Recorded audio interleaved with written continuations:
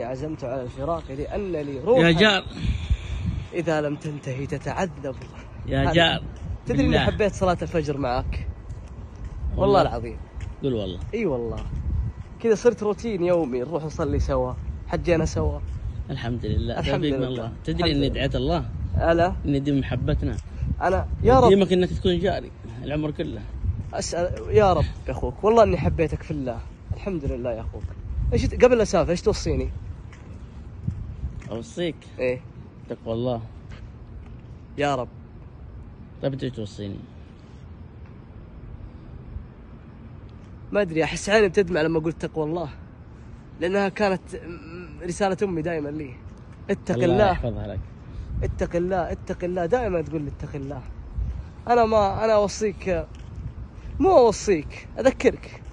التوصية للأب، أذكرك إنه بالبيت الشافعي يقول تستر بالسخاء، تستر ستار عن كل عيب، تستر بالسخاء فكل عيب يغطيه كما قيل السخاء.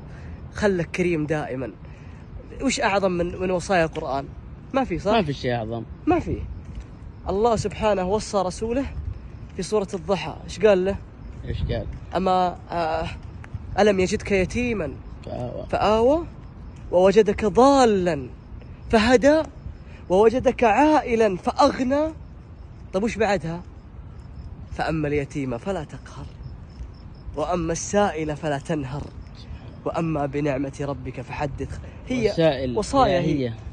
إيه خلاص. سبحان الله. فلا تنهر السائل اللي يسألك، حتى لو ما معك، حتى لو ما تقدر، استقبل بروح، ما تخليه يرجع مكسور.